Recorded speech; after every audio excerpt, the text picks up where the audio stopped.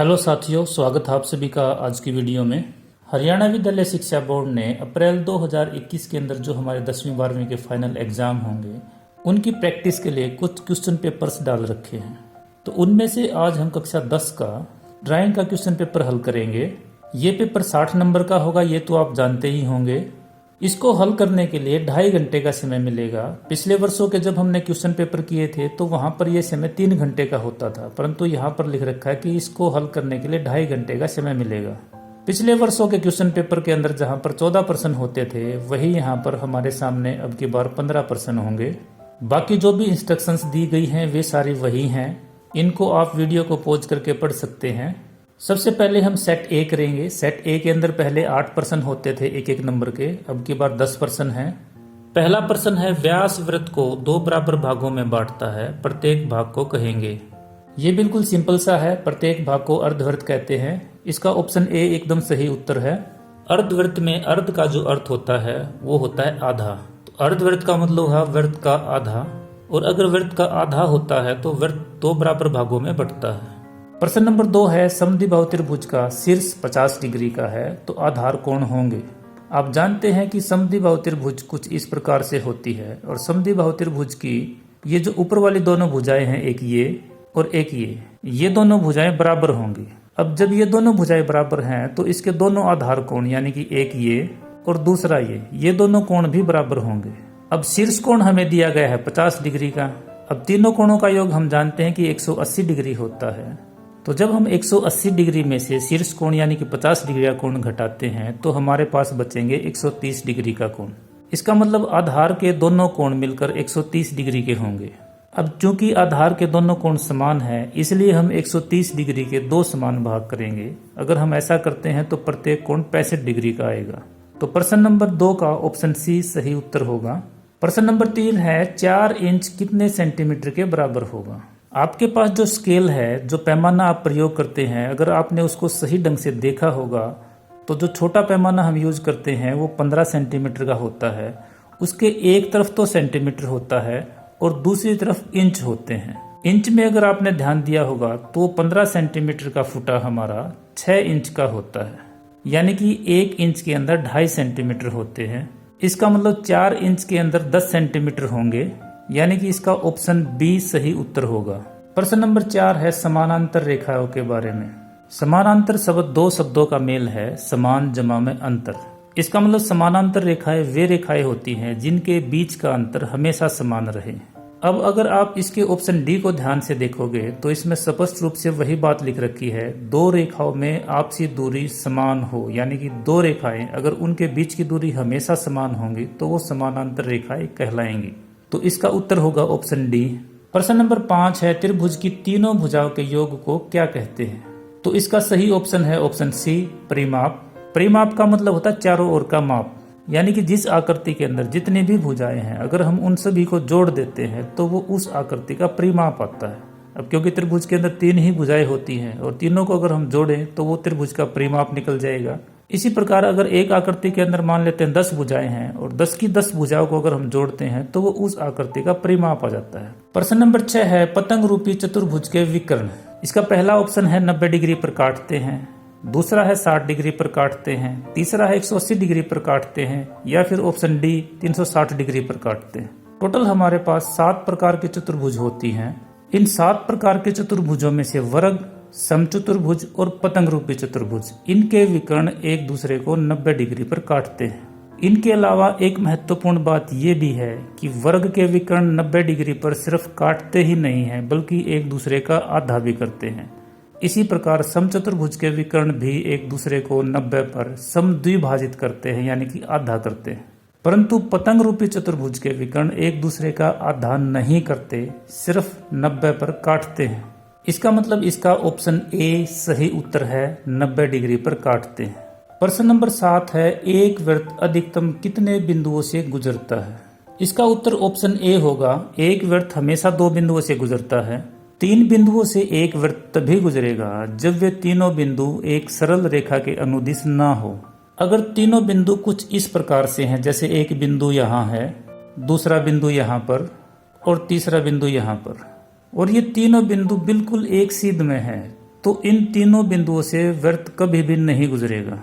तो 3 बिंदुओं से वृत्त गुजारना है तो ये जरूरी है कि तीनों एक सरल रेखा के अनुदिश नहीं होने चाहिए, परंतु 2 बिंदुओं से हमेशा गुजरेगा एक वृत्त। तो इसका उत्तर होगा ऑप्शन ए 2।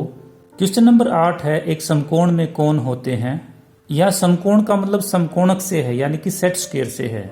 आप इंग्लिश में इसको देख सकते हैं स्पष्ट रूप से, सेट स्क्वायर यहाँ पर लिखा गया है। 2 सेट स्क्वायर होते हैं हमारे ज्योमेट्री बॉक्स के अंदर।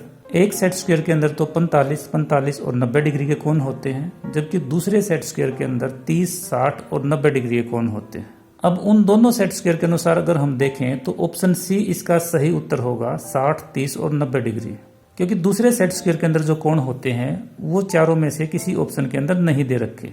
प्रश्न नंबर 9 है, यदि एक आयत के अंतर्गत वृत्त खींचा जाए तो आयत की कितनी भुजाओं को स्पर्श करेगा। ये क्वेश्चन अंतर्गत और बहिर्गत आकृतियों का है, ये एग्जाम के अंदर इस वर्ष नहीं आएगा। वैसे इसका सही ऑप्शन होगा ऑप्शन बी 2। प्रश्न नंबर 10 है, एक नियमित पंचभुज में प्रत्येक आंतरिक कोण होता है। बिल्कुल ही आसान प्रश्न है, इसका उत्तर है ऑप्शन ए 108 डिग्री। प्रश्न नंबर 11 है, दिए गए कोण के 4 समान भाग कीजिए। बिल्कुल ही आसान प्रश्न है। सबसे पहले हम एक कोण बनाएंगे और इसका नाम रख देते हैं कोण ABC। अब हम प्रकार लेंगे और जितना चाहो उतना इसको खोल लेंगे। इसके बाद हम शीर्ष B पर प्रकार रखेंगे और एक चाप लगा देते हैं। ये चाप कोण की दोनों भुजाओं को 2 जगह पर काटेगी, एक यहाँ पर और एक यहाँ पर। इन दोनों बिंदुओं का प्रयोग करते हुए हम 2 चाप और लगाएंगे कोण के बीच में। यहाँ से हम एक ही चाप ये लगा देते हैं और दूसरे बिंदु से दूसरी चाप लगा देंगे। ये दोनों चापे जहां काटेंगी उसको B बिंदु से मिला देंगे। इस प्रकार कोण के 2 समान भाग हो जाएंगे। अब चूंकि हमने 4 समान भाग करने हैं तो ऊपर वाले हिस्से के भी हम 2 भाग करेंगे और नीचे वाले हिस्से के भी 2 भाग करेंगे। जब ऊपर वाले हिस्से के 2 भाग करेंगे तो प्रकार हमने एक बार इस बिंदु पर रखना है और दूसरी बार इस बिंदु पर। इसी प्रकार जब हम नीचे वाले हिस्से के 2 भाग करेंगे तो प्रकार इस बिंदु पर रखेंगे और इस बिंदु पर। सबसे पहले हम नीचे वाले भाग के 2 भाग करते हैं। दोनों बिंदुओं से 2 चाप लगाएंगे। इसी प्रकार ऊपर वाले भाग के भी हम 2 भाग करेंगे और दोनों बिंदुओं से 2 अलग अलग चापे लगाएंगे। ये चापे जहां काटती हैं उन बिंदुओं को हम बिंदु B से मिला देंगे। इस प्रकार से आप देखोगे कि हम कोण के 4 समान भाग आसानी से कर सकते हैं।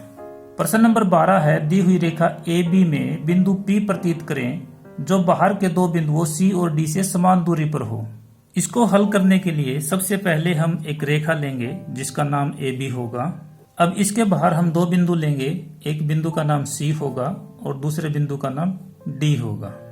हमने AB रेखा के अंदर एक बिंदु P ढूंढना है जो C बिंदु से और D बिंदु से समान दूरी पर हो। ये प्रश्न भी काफी आसान है। इसको हल करने के लिए हम सबसे पहले C और D बिंदु को आपस में मिला देंगे।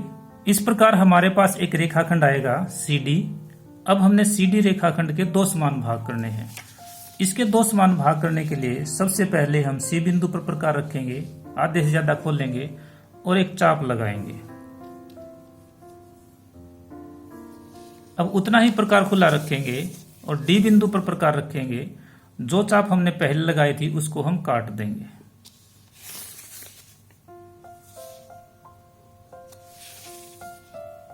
ये दोनों चापे जहां काटती है उन दोनों बिंदुओं को हम आपस में मिला देंगे।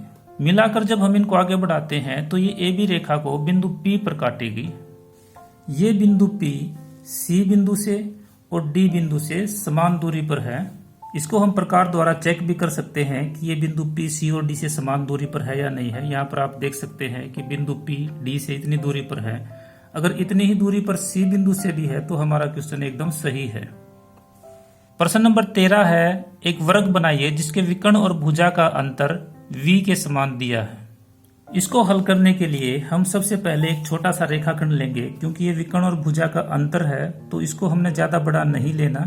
यहाँ मैंने सिर्फ इतना सा एक छोटा सा रेखाखंड लिया है जिसका नाम मैंने V रखा है। अब इसी के समान यहाँ पर एक और रेखाखंड मैं लूंगा। जब हम ये रेखाखंड लेते हैं तो इसको उसी वक्त बिंदुदार हमने आगे बढ़ाना है। इस रेखाखंड का मैं नाम रख लेता हूँ AP। अब हम P बिंदु पर 90 डिग्री का कोण बनाएंगे तो P बिंदु पर प्रकार रखेंगे और जितना चाहे खोलकर हम एक चाप लगा लेते हैं। जब हम इस चाप को एक बार काटते हैं तो 60 डिग्री का कोण बनेगा, दूसरी बार काटने से 120 का और जब हम इन दोनों कोणों का आधा करेंगे तो 90 डिग्री का कोण बन जाएगा। अगला स्टेप होगा, बिंदु P पर हम प्रकार रखेंगे और A तक हम प्रकार खोल लेंगे और एक चाप लगा देंगे जो 90 डिग्री के कोण को कहीं ना कहीं काटेगी। तो ये वो बिंदु है जहां पर ये चाप 90 डिग्री के कोण को काट जाती है। इसका नाम हम रख देते हैं H। अब A को H से हम मिलाएंगे। अगला स्टेप होगा, हम H बिंदु पर प्रकार रखेंगे यहाँ पर और P तक खोल लेंगे। H बिंदु पर रखेंगे प्रकार, P तक खोल के और एक और चाप लगाएंगे। ये चाप इस रेखाखंड को यहाँ पर काट जाती है। इस बिंदु का नाम रख देते हैं हम D। A से लेकर D तक हमारे वर्ग की एक भुजा होगी। अब चूंकि वर्ग की चारों भुजा समान होती है तो इसलिए हम एक भुजा के बराबर प्रकार खोल लेंगे और बिंदु D पर प्रकार रखकर यहाँ पर काट देंगे। ये बिंदु C आएगा। C पर प्रकार रखकर हम नीचे चाप लगाएंगे और इसी प्रकार A बिंदु पर प्रकार रखकर हम एक और चाप लगाएंगे। जहां ये काटती है वो बिंदु B आएगा। इनको हम आपस में मिला देंगे। इनको मिलाने से जो आकृति बनेगी वो उस वर्ग की होगी जो हमने बनानी थी। तो इस प्रकार ABCD वर्ग हमारा बन जाएगा। प्रश्न नंबर 15 सॉलिड ज्योमेट्री का है। इस पहला प्रश्न है, 5 सेंटीमीटर भुजा वाले घन का सामने और ऊपरी दृश्य बनाइए जो HP पर खड़ा है और जिसकी एक भुजा धरातल के समानांतर है। इसको बनाने के लिए सबसे पहले हम क्षैतिज रेखा, जिसको XY कहा जाता है, वो खींच लेते हैं। XY के ऊपर का हिस्सा वर्टिकल प्लान कहा जाता है। इस वर्टिकल प्लान में हम सामने का दृश्य बनाते हैं। सामने के दृश्य को एलिवेशन भी कहा जाता है और XY रेखा के नीचे के हिस्से को हॉरिजॉन्टल प्लान कहा जाता है। इसके अंदर हम ऊपरी दृश्य बनाते हैं। ऊपरी दृश्य को प्लान भी कहते हैं। ये चीजें लिखना जरूरी है, अदरवाइज आपके एग्जाम में नंबर कट जाएंगे। अब यहाँ पर हमने घन का सामने और ऊपरी दृश्य बनाना है। तो अगर आप घन को सामने से देखोगे तो भी वो आपको एक वर्ग के रूप में नजर आएगा और ऊपर से देखोगे तो भी वो एक वर्ग के रूप में नजर आएगा। अब यहाँ पर घन की भुजा है 5 सेंटीमीटर, इसलिए हम XY के अंदर एक 5 सेंटीमीटर लंबा रेखाखंड काट लेंगे और उसके ऊपर एक वर्ग बना देंगे। अब हम जानते हैं कि वर्ग का प्रत्येक कोण 90 डिग्री का होता है, तो D की मदद से हम दोनों तरफ 90-90 डिग्री का कोण बना देंगे।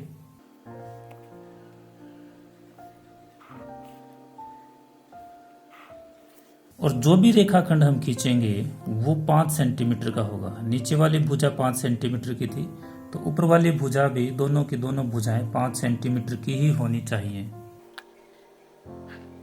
तो इस प्रकार से हम घन का सामने का दृश्य बना लेंगे जो हमें एक वर्ग के रूप में नजर आएगा। अब घन का हम ऊपर का दृश्य बनाएंगे, ये भी हमें वर्ग के रूप में ही नजर आएगा।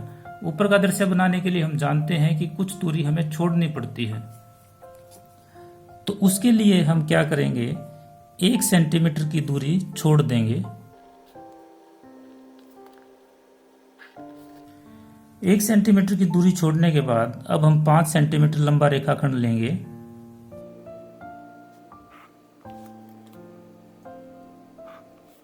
अब हम सभी बिंदुओं के नाम लिखेंगे। ये A होगा, ये B, C और D।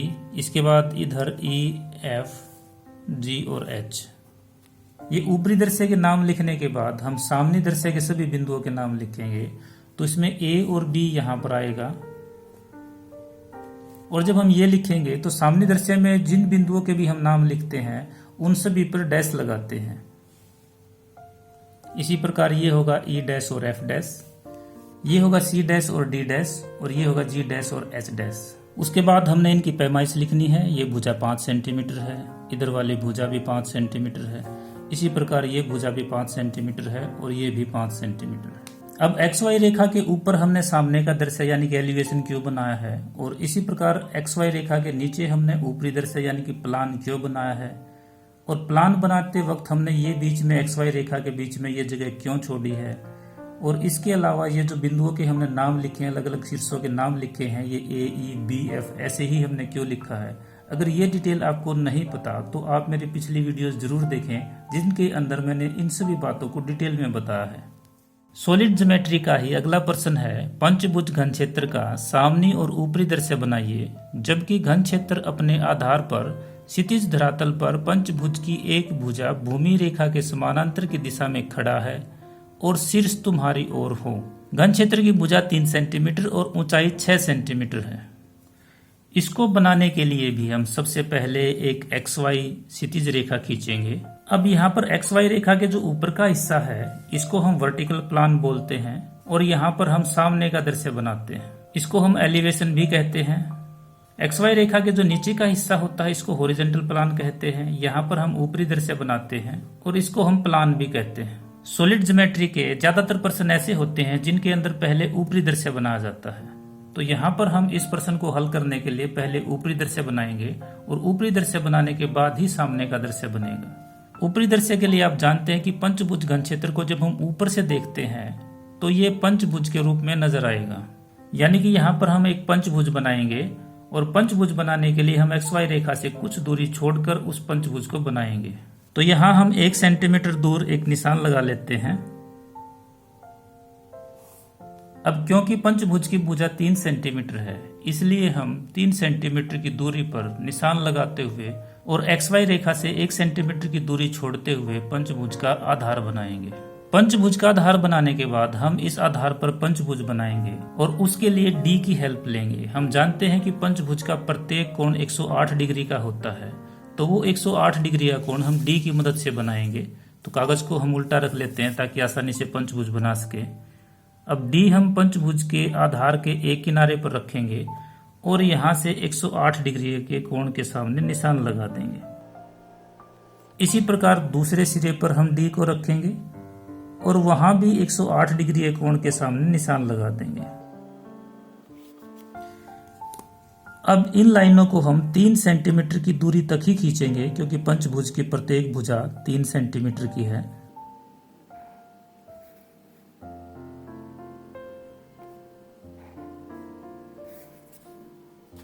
अब पंचभुज की 3 भुजाएं हमारे पास आ चुकी हैं, 1, 2 और 3। अब इन दोनों भुजाओं पर जो 2 भुजा हम लेके आए हैं इनके सिरे पर भी हम D द्वारा 108 डिग्री का कोण बनाएंगे।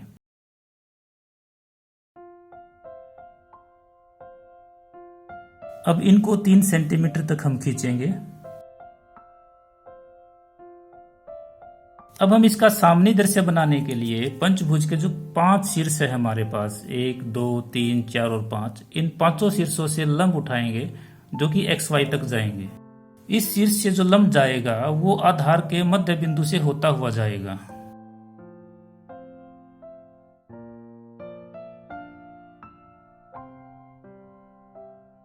अब जब हम इसका सामने का दृश्य बनाएंगे तो सामने के दृश्य में ये जो 3 शीर्ष हैं इन शीर्षों से जो लाइनें जाएंगी वो तो पक्की होंगी और ये जो 2 शीर्ष हैं इनसे जो लाइनें जाएंगी वो बिंदुदार होंगे। ऐसा क्यों होता है अगर आपको नहीं पता तो आप मेरी पिछली वीडियोस देख सकते हैं। अब क्योंकि पंचभुज की ऊंचाई 6 सेंटीमीटर है इसलिए हम 6 सेंटीमीटर ऊंचा रेखाखंड खींचेंगे। ये लाइन पक्की होगी, यहां से भी जो लाइन जाएगी वो भी हमारी पक्की होगी और यहां से जो लाइन जाएगी वो बिंदुदार होगी। इसके अलावा यहां से जो लाइन जाएगी ये भी बिंदुदार होगी और ये सारी की सारी लाइनें 6 सेंटीमीटर की ऊंचाई तक जाएगी। इसको हम ऊपर से मिला देंगे। तो इस प्रकार से हम पंचभुज घन क्षेत्र का ऊपरी और सामने दृश्य बना लेंगे। अब बात आती है इन शीर्षों के नाम लिखने की। हम जानते हैं कि घन क्षेत्र के अंदर ऊपर भी एक पंचभुज होती है और नीचे भी एक पंचभुज होती है, तो ऊपर और नीचे दोनों पंचभुजों के हमने नाम लिखने होते हैं। तो ऊपर वाली पंचभुज के जब हम नाम लिखते हैं तो वो बाहर की तरफ लिखे जाते हैं क्योंकि वो हमें स्पष्ट दिखाई देती है, और जब नीचे वाली पंचभुज के नाम लिखते हैं तो वो अंदर लिखे जाते हैं। अब ये बिंदु क्योंकि ऊपर वाली पंचभुज का था तो ये ऊपर चला जाएगा और यहाँ पर B डैश हो जाएगा। ये नीचे वाली पंचभुज का है तो यहाँ पर G डैश हो जाएगा। इसी प्रकार ये A डैश, ये F डैश हो जाएगा, ये H और C यहाँ पर चले जाएंगे, ये C डैश हो जाएगा, ये H डैश हो जाएगा। तो इसी प्रकार हम सारे के सारे नाम लिख देंगे। इसके बाद हम इनकी भुजाओं के नाम लिखेंगे। क्योंकि पंचभुज की प्रत्येक भुजा 3 सेंटीमीटर की है तो हम यहाँ पर लिख देंगे 3 सेंटीमीटर। यहाँ भी हम लिख देते हैं 3 सेंटीमीटर और ऊंचाई इसकी 6 सेंटीमीटर है तो यहाँ हम लिख देंगे 6 सेंटीमीटर। इस प्रकार से पंचभुज घन क्षेत्र का सामने और ऊपरी दृश्य हम आसानी से बना सकते हैं। अगर आपका कोई भी डाउट है इन प्रश्नों के अंदर तो आप मेरी पिछली वीडियोस देख सकते हैं या फिर कमेंट करके भी मुझसे पूछ सकते हैं। भाग 6 के अंदर हमने मॉडल बनाना है। मॉडल के अंदर जूते के डिब्बे पर कांच का गिलास दिया गया है।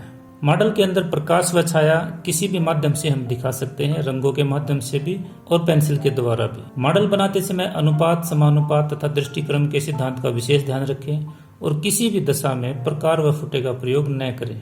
इस वीडियो का लिंक आपको डिस्क्रिप्शन बॉक्स में मिल जाएगा, वहां पर जाकर आप इस वीडियो को देख सकते हैं। वीडियो में अंत तक बने रहने के लिए आप सभी का धन्यवाद।